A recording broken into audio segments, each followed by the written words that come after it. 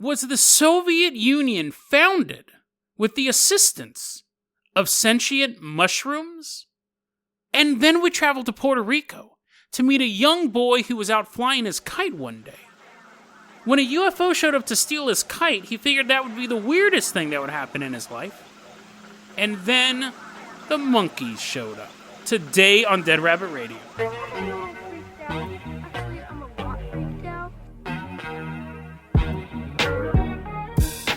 Hey everyone, welcome back to another episode of Dead Rabbit Radio. I'm your host, Jason Carpenter. I'm having a great day. I hope you guys are having a great day too. I really mean that. Hope you guys are having an awesome day. I am having an awesome day. I'm recording this late at night. I took some melatonin. It's going good. It's going good until the melatonin kicks in and I start to go to sleep. Speaking of sleep, everyone give a quiet round of applause for our legacy Patreon riding in on a bunch of sheep, jumping over a fence. It's Marcus Clausen. He's taking a little nap on the backs of sheep. Marcus, let's give him a round of applause. Let's wake him up. He has to pilot a bunch of vehicles. Marcus, you're going to be our captain, our pilot this episode. If you guys can't support the Patreon, or if you guys hate sleep, that's okay too. I don't recommend hating sleep. You should get some, but that's fine too. Just help spread the word about the show. Really, really helps out a lot. We have flyers in the show notes. The world is reopening. Get out there, spread the word about the show, and let's make this show grow. Marcus, we're going to break out a new invention for this episode. I don't know if it's going to work. It's called, I just came up with it. It's the melatonin. It's taking over my brain. It's called the bunny bolt. The bunny bolt. Marcus Clausen is like, what is this contraption? I'm wheeling it out. It's like a catapult. It's a catapult. It's a catapult, but I couldn't think of anything bunny that started with a C. I was going to call it like the something like the cutie bolt, but that just is weird. That's weird even for me. So it's what was the name of this thing? Oh, the bunny bolt. So anyways, we're all going to crawl and we're going to make the shape of a ball in the bunny bolt. And Marcus Clausen hits the switch and we go flying. Wouldn't the bunny ballista been it would have been better and probably safer other than this huge arc. And Marcus is like, hey, what about me? What about me? You can take the rowboat.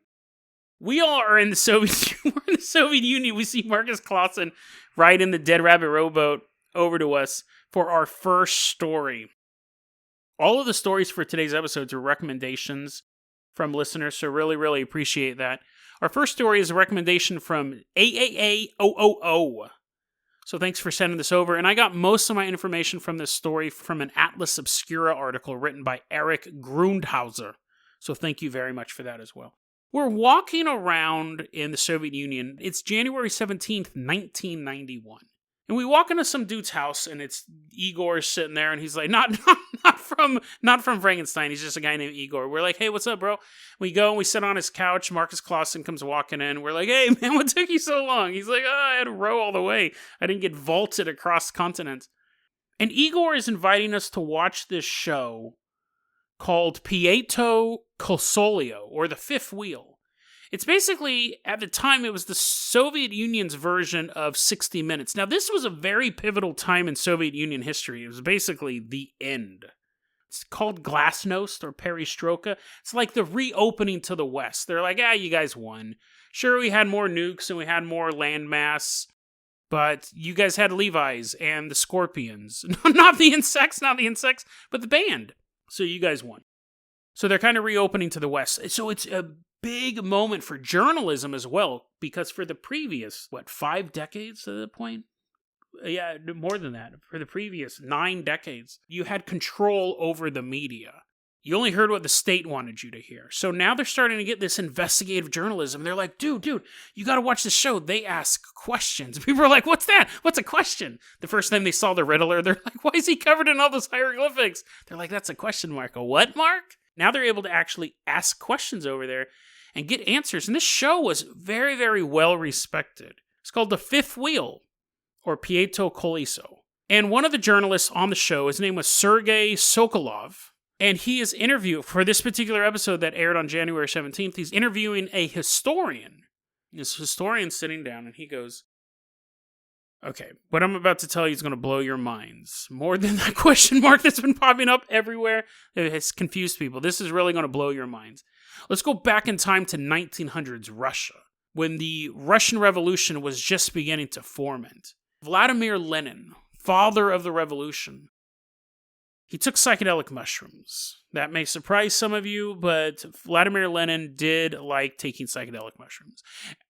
That's a bit of a misnomer. He loved taking psychedelic mushrooms. That's kind of a misnomer as well.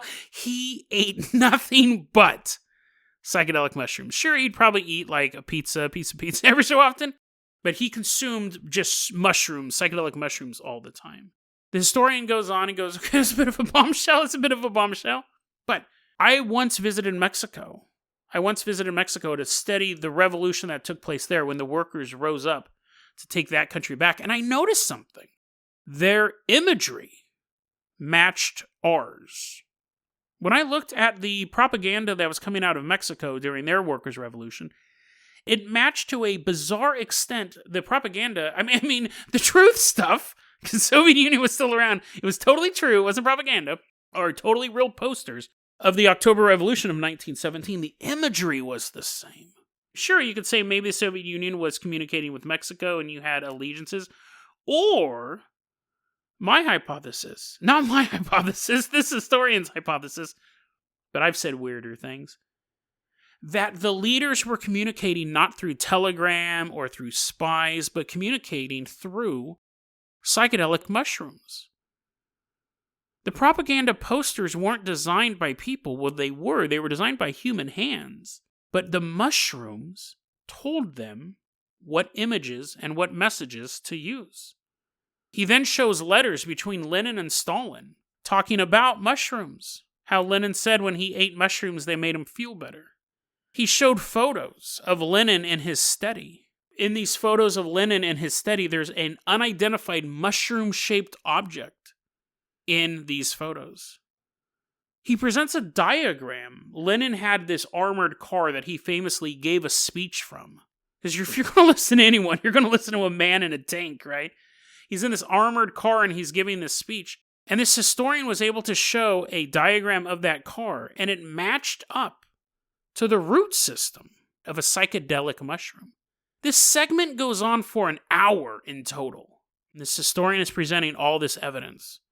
Now, this was the conclusion. Again, this was aired on a program that was the level of 60 Minutes in America.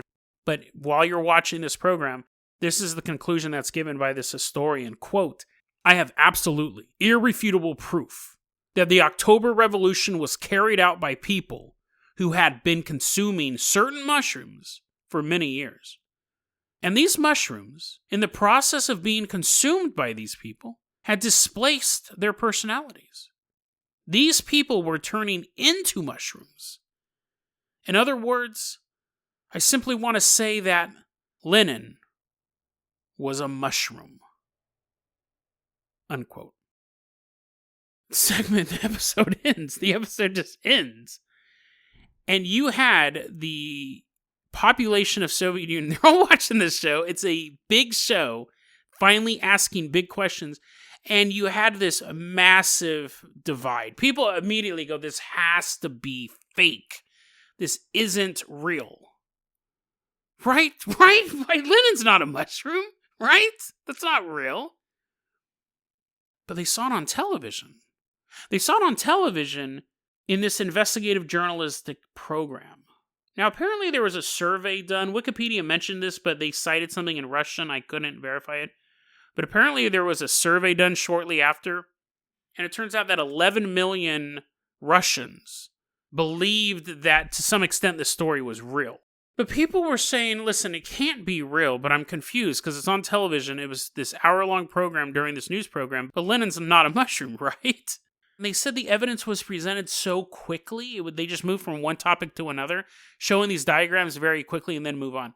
So people were kind of upset about it. They weren't upset the fact that Lenin was a mushroom. They were upset because they wanted to know whether or not this was true. And it turns out, unfortunately, for all you mushroom lovers out there, it's not true. And this is where, thank you so much for the recommendation at AAA, but this is the part where we all get to roll our eyes. the person who played the historian, it was an actor. It wasn't an actor. It was an underground Soviet musician, underground like a mushroom, named Sergei Kurkin. And he pulled a prank. Now, the journalist was in on it. And it was one of those things where they're like, hey, dude, let's show how gullible humans are. Because we're going to put something on television and they'll believe it, man. See, because people believe the boob tube. I don't know if he was Toby Gillis, but that is such a... First off, I love that conspiracy theory. And I can see how jumping from point to point to point makes sense. And the idea of the mushrooms, like the psychedelic mushrooms kind of communicating with each other. We covered that on an early episode of the show. I think it was like the Grand Soy Unified Theory. I've talked about mushrooms a lot on this show, honestly. So I do like the narrative itself. I think that's such a cop-out, though. It's not that people are gullible. It's not that people are stupid. People see television as their friend. That's all.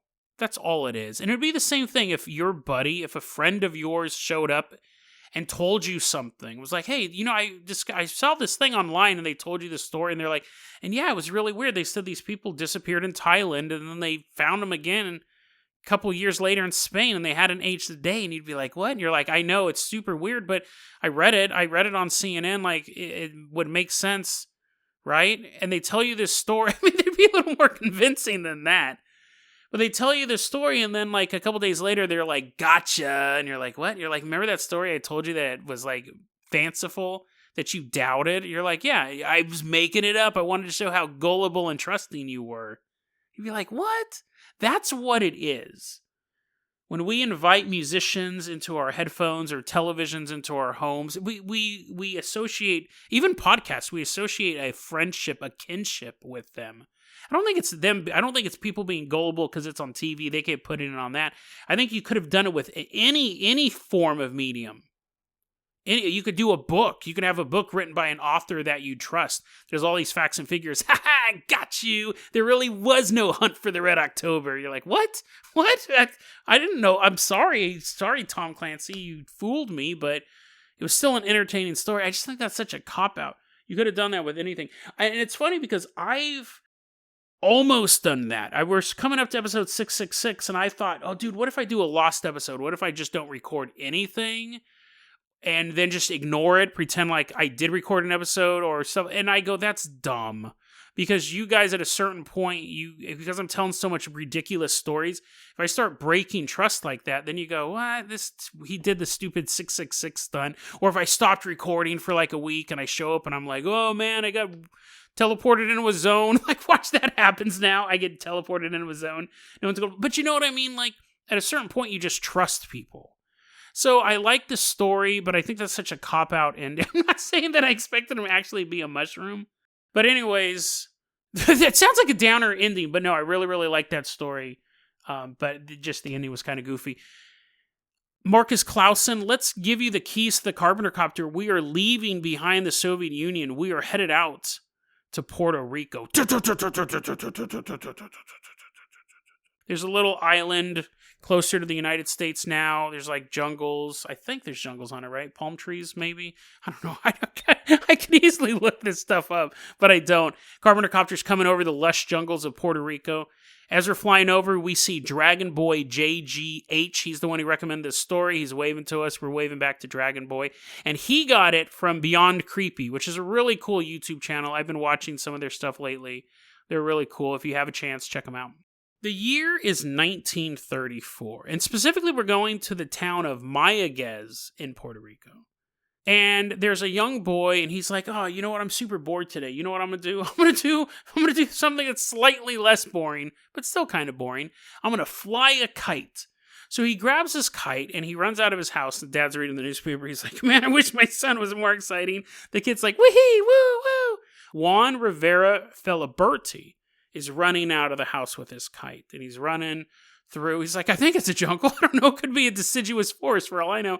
He's running through some sort of area with vegetation. He's jumping over pumpkins. He's flying his kite. Now, if you've never flown a kite before, this is what the podcast has become. I assume my listeners haven't flown kites. Well, I don't know. Maybe some of you haven't. I'm not going to go on a huge thing with it, right? If you haven't flown a kite before, watch a video on YouTube. But anyways, he's running and the kite's flying behind him. So wee, yay, jumping over pumpkins. And then all of a sudden he gets stuck. What? And he realizes that he can move, but when he's pulling the kite's not moving. It's like caught in some crazy wind. He slowly turns around, dramatically turns around. He's turning around. And he sees the kite is frozen in place. No matter how much he's tugging on it, it won't move. And the reason why it won't move is there is a UFO hovering over the area with a beam shooting at the kite. This is about a 20-foot in diameter orb, which doesn't seem that big at all. What is that, like 2 stories? Actually, that's kind of huge. It's like a medical building floating there. Doesn't sound big, though, right? But anyways, as I'm standing in the jungle, I'm like, what? That's a tiny UFO. Where's the big one? They get super mad. But they don't take it out on me. They take it out on Juan. Because as he's trying to pull his kite away, they shoot a beam at him. And he gets abducted. Whoa! And he's on this UFO. And he sees this 6-year-old girl standing in the UFO. And she has platinum blonde hair. She's wearing a silvery outfit. And she's standing there holding his kite. Next to her is a dude, is like an adult man wearing a tight green outfit. I just imagine him standing there sternly. It doesn't really say what he's doing, but I imagine him doing that. But Juan isn't worried about the tall green dude or the little kid. He's like, hey, nice UFO you got here. It's kind of tiny, right? He's kind of walking around. He doesn't care about any of that stuff. He wants his kite back. He's a man with a mission. He's like, give me my kite back. He's in an interstellar vehicle, but all he's worried about is 2 sticks of wood and a little bit of plastic. It was 1930, so what were kites made out of? Paper? What was he flying? Benjamin Franklin's kite? 1934, I guess he had nothing better to do than fly a kite. But anyways, he wants his kite back. She won't give it back to him. She goes, tell you what, I'm not going to give you your kite back. Instead, I'm going to pull this magical box out, and I'm going to show you some pictures. It's pictures of her. It's pictures of her in the future enjoying his kite. She's like flying it on an alien planet, and then she's like cuddling with it in bed, and then she's making a better kite. He's like, why'd you have to show me the one? You can obviously make a better kite. Why'd you show me that picture? She's like, because I'm a jerk. She shows him, they don't say what pictures she shows, but she shows him some pictures. And then she goes, tell you what, the picture show was fun and all, but I will give you a box. He's like, I don't want a picture box. I want my kite. And she goes, no. This isn't a picture box. And she holds out a cube. It's about 8 inches in diameter. Doesn't sound very big. And she hits a button. This smoke appears. And then a little monkey man, a little 3-foot tall monkey appears in the room. And it looks around like it's totally panicked. It doesn't know where it's at. It's just like, it's totally freaking out. And she's sitting there with this cube, and Juan's a little freaked out because now there's a 3-foot tall ape in this UFO. And then she hits the button, and the ape goes, he turns into mist and goes back into the box. And she goes, I'll give you this if you let me keep the kite. Now, it's 1934. Kites are high technology, but nobody on the block being the solar system, has a monkey box. You're going to trade the kite for the monkey box. So he's like, I will gladly take this monkey box. Maybe I can make a kite out of monkey fur. Maybe that is something I will do. So they drop him back on Earth, and he's walking around with this box. And he figures out how to activate it. The mist appears, 3-foot tall monkey, totally freaks out. And then he goes to press the buttons to make it go back into the box. They didn't show him how to do that. So after the monkey would look from side to side, it would run off into the jungle. And he's like, that's not supposed to happen. That's not part of this game or whatever it was. I kind of want my kite back. He takes this box to school, though, and he's like, guys, guess what? Guess what I have for show and tell? He brings this box out, he presses a button, and the little monkey looks from side to side, and then the kids are like, dude, that's totally awesome. But now what? And he goes, I don't know, I haven't figured this part out yet. And the monkey would jump out the window and run off into the jungle. Now, apparently, I saw this on the Beyond Creepy video. I wasn't able to see it in another source, that only people of a certain age could see the monkeys. So the teacher would be like, Juan, sit back in your classroom. There's like monkey urine all over the floor. And Juan's eyes are shifting from side to side. He's like, yeah, That's monkey's urine. The teachers, the parents couldn't see it, but the kids kept seeing these monkeys magically appear, freak out, whoa, what am I doing here? And then run off. And he kept doing this, even though he had no idea how to get the monkeys back in the box. He kept doing this over and over and over again. He got to the point, though, after he's basically created a small population of invasive species, space apes, let's just cut to the chase, there's space apes. He started seeing them around his house, too. The ones he conjured, they'd run away, but then he'd be going to bed and he'd see a monkey scurry underneath his cabinet. Or he'd be brushing his teeth. There's a monkey standing behind him in the mirror. Turns around, monkey's gone. Be mowing the lawn. No monkeys. He was looking for one to run over, but then he sees the monkey with the hedge clippers going, I know what you're thinking. He actually said, this is one of his quotes, "Believe me, I would just like to die. I'm tired of seeing strange things." That's pretty nuts, dude. I think a lot of people would love to see paranormal activity. They're constantly going to haunted houses and trying to invoke demons. This guy's dude, I would rather die than see another space ape. I think it would be pretty dope, but again, I've never had a house infested with space apes. Now, there's another interesting detail. Monkeys aren't native to Puerto Rico. There are monkeys on the island now. And some people believe that these monkeys are descendants of the space apes. Sometimes these monkey sightings are linked to mysterious deaths.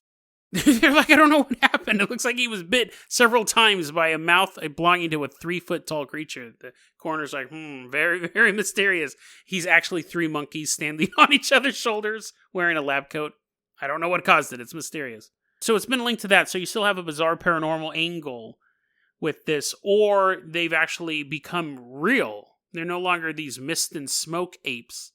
They're able to procreate and have more normal apes that people of all ages can see, because you can see apes now in Puerto Rico.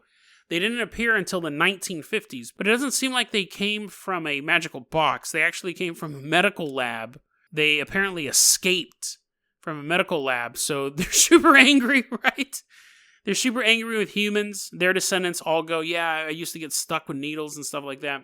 They're all running around. Half of them probably have superpowers from the medical experiments. So you do have real monkeys over there that didn't appear until the 1950s, and some people today think that those monkeys may be descendants of the space apes. They're most likely descendants of angry apes who broke out of a medical facility. But either way, what happened to the box? What happened to this box? Well, Juan said he was so tired of seeing all this weird stuff that he buried it. He just couldn't deal with it anymore. Which seems like a bad thing to do if it's a replicating alien species, to bury it. He's like, well, that's done. 6 inches deep. Nothing will ever bother that again. What if the apes got a hold of that? And they just create more and more of their kind? Now, we actually have even more adventures with Juan. Because Dragon Boy JGH, when he heard the story on Beyond Creepy, he goes, that doesn't sound real. I need to double check that. So he went out and tracked down a book, and I got another story that I want to cover with Juan tomorrow. I imagined it to be in one episode, but it's going long. So we'll cover the second story with him tomorrow. But I want to finish this one off with this. That box is still out there. Assuming the story's true, right? The box is still out there. Or is it? You know that somebody is looking for this box. And I don't mean like treasure hunters. I don't even mean like UFOologists. There have to be agencies worldwide that comb literature for these stories. Every Fate magazine, weirdo podcasts, books of haunted places looking for anomalies. We've all heard of that SCP, that website that has all those fictional stories about like the government lab that's constantly trying to collect these weird things. Last week I said, of course China's working on a time machine. Every country worth their salt is working on a time machine. And I think not every country, but I think a lot of countries also have agencies that look for this stuff. That go through old accounts written in newspapers and say, we need to catch a plane to Puerto Rico, and we just got to start digging. Dig up the whole country, boys. Not a single piece of soil is going to remain. You go down there with equipment, and you try to find this box. Maybe you even interview him under the guise of someone else. Maybe a man in black. I mean, you find this box. Or at least get to the bottom of it, because you'd go down there and you'd find out whether or not the story is true. And if you think the story is true, then the box is out there and you're just not going to let an alien artifact capable of producing life to sit under the soil. You're going to get that. This device is either lost and someone is looking for it, or it has been found and somebody has it. And when I say somebody, I mean an agency that has a collection of these devices that could easily prove all sorts of paranormal and alien stories. But they sit in a warehouse. They have to be looking for these things. You would be stupid not to. Because even if you investigated 1,000 of these stories and they all turned out to be true, and you stop looking into them, what happens when a rival nation sends a 4-man team to Puerto Rico in 1942? Probably not. Everyone was kind of busy in 1942. You sent them out there in 1955. You came across this story in the literature and some old newspaper. You sent them out in 1955 to kick the soil around in Puerto Rico. Everyone else gave up because they'd been looking for spears of destiny. They'd been looking for holy grails. They'd been looking for all of this stuff. No one else is even investigating this. And then one country finds a box that with the press of a button can create life. All these things go into a warehouse, but they don't stay there. They're just there for a brief time. They are there until there is a way to weaponize them.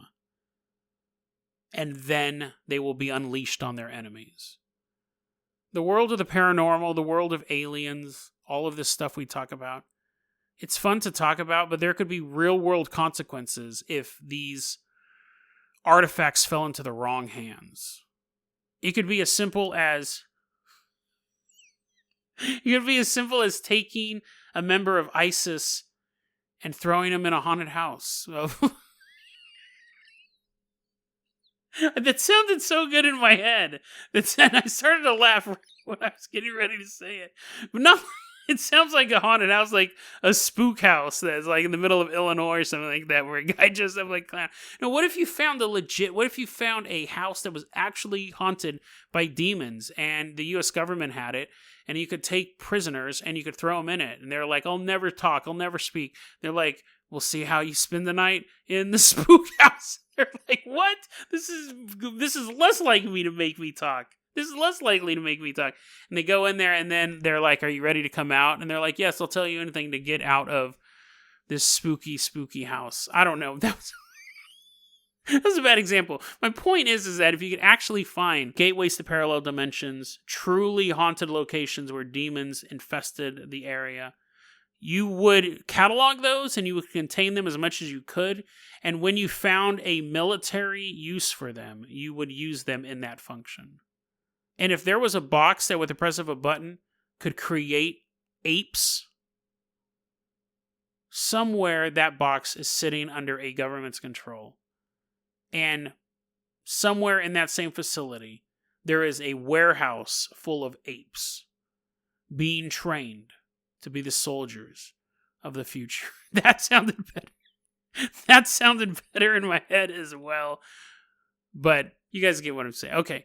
I have more of this story tomorrow. You're shaking your head. You're like, Jason, don't tell more of this story. But until then, I love this story. DeadRabbitRadio@gmail.com is going to be our email address. You can also hit us up at Facebook.com/DeadRabbitRadio. I'm still imagining some ISIS soldier being paraded into like a house out in the middle of some county, and there's like a girl dressed up as Lizzie Borden. I'm not talking about that type of spooky house. I'm talking about a legit haunted house.